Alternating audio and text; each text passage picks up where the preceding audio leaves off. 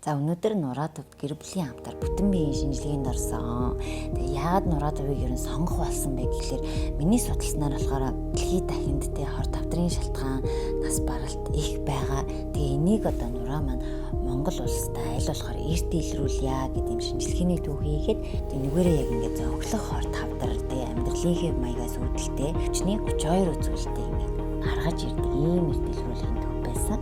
Fuji Film Spedia HD компьютер томограф 14 секундэд одоо дүрс онцлогоо хийх бөгөөд 400 сая гаруй датанд тулгуурлан хэвийн бус одоо тэр жижигхэн өөрчлөлтийг чинь ингэж гаргаж ялгаж илрүүлэх юм мундаг төхөөрөмж юм билээ. Тэгээ манайхан жил бүр эрт илрүүлгийн шинжилгээнд хамрагдсанаар одоо магадгүй учирч болох муу зүйл эрсдлээс ингэж өөрсдөө хамгаалж эрдүүд ингээ харин хэрвээ онцлогдчих юм бол өвчнөө идгээж ойр дотныхоо хүмүүстэй өндрөл учруулахгүй элэг бүтэн сайхан амьдран тэгээ мөн санхүүгийн дарамтанд орохгүй цаашлаад бие махбодын сэтгэл зүгээрээ хэвийн амьдрах нэ гэсэн үг ээ. Тэгээ ерөнхийдөө бол яг хөөрөмжнүүд нь гэх юм бол дэлхийн тэргүүлэх хэмжлэгүүдэд яг одоо ашиглаж байгаа Япон улсын Fuji Film корпорацийн твшилтэд тоног төхөөрөмжийг ашигладаг нь надад маш их таалагдсан. За тэгээ мэдээж химэл оюун ухаан дээр суурилсан Монгол дахь хамгийн анхны цор ганц илрүүлгийн төв гэдгээрээ даваа санагдсан. www.nura.cg-man. За бит хоёр ингээд өнөөдөр Нура дээрээ бүтэн биеийн нийт 32 төрлийн шинжилгээнд хамрагдаад дуусаад хариугаа аваад сууж гин. За ямар санагдав танд? Янзын гоё. Ер нь тэр нэг орж ис төхөөрөмжнүүд амар сонирхолтой санагдлаа шүү. Надад л. Тэгин аргагүй тэр төхөөрөмжүүд чинь болохоор Fuji Film брендийн төхөөрөмжүүд байгаа. Хамгийн сүүлийн үеийн тэгээд надад бас нэг зүйл гоё санагдлаа. Юу вэ гэсэн чинь нөгөө одоо бид хэд ч 30 наснаас дээш бол нөгөө умаа үзэн хор тавдрын шинжилгээ байнга хөстэй идэх хэвгүй юу. Тэгсэн чинь эдний авсан надаас тэгээд нөгөө өөрт нь харуулт юм. Хамгийн сонирхолтой. За ийм байна, тэгдэг шүү, ингэж шүү. Эн чинь бол энэ хэсэг чинь ийм байна шүү. Өнгө нь ийм байх хэвээр хэвийн байна уу, хэвийн биш байна уу гэдэг бас эмэгтэйчүүдэр болгоо мэддэггүй. Миний тэр нэг орсон нэг ийм миний ч гэж хоёлоо орсон шүү дээ нэг ийм голдоо ийм юмтай. Томограф дээр гардаг тий. Тэглүүч ингээ хэвтээд ороод ингээ хэд ч бас нөгөө сансрын юу баг хөдөлгөөн. Тэр томографтай аппарат чинь болохоор одоо ингээ энгийн томограф аппаратуудыг бодох юм бол хэд дахин хор ялгаруулах зүйл нь бага.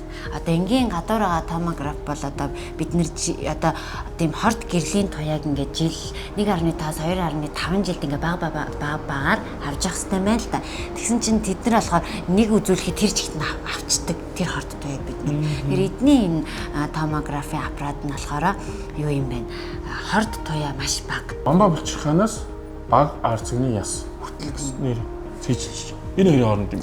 Бүх 5 цулыг хараад одоо бидний эхоогоор хардаг шиг тий нарийн харж байгаа шиг ланцгаагаа төгжээрээ гэл гаргаараа гэл тэгэл авчдаг юм лээ. 97% багасгасан тэр хорт туяаг.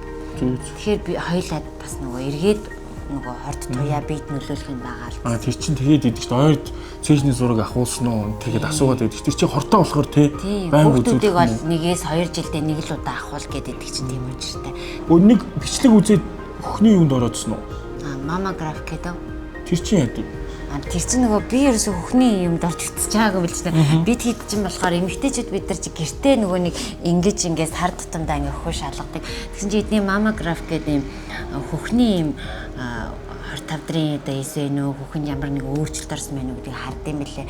Тэгээд миний яг сонсож байснаар ингээд яг тэр аппарат жоохон өвддөг гэдэг чийсэн. Эднийх тэгсэн чинь өвдөлттэй байсангүй ямар нэг өвдөлтгүйгээр одоо таны хөхийг ингээд маш олон хэсэгт ингээд хуваагаад амар жижиг хэсгүүд дээр нь деталаар нь ингээд хараад тэгээд тэрэн дээр ямар нэг өөрчлөлт байгааг бол ингээд өнгөөр ингээд ялгаж харуулад тэгээ ингээд эмчээр гарт очиод тэгээд тэр нь эмч хараад энэ юм байна тийм байна гэд хэлдэг нь бас айгүй тийм хурдан шуурхаа санагдсан. Сүүлийн үед юунаас болоод яагаад байгааг нь мэддэхгүй юм хор тавдрын одоо шинж тэмдэг хор тавдраар хүмүүс айгүй хоншлогдоод байгаа тийм болохоор хүн болгонд нэг жил тутамдаа бүтэн биеийн үзлэг онцлогоонд хамрагдаасай гэж хүсэж байгаа. За тэгээд манай гэр бүлийн хувьд өнөөдөр ингээд цаг зав гаргаад бүтэн биеийн онцлогоонд хамрагдлаа.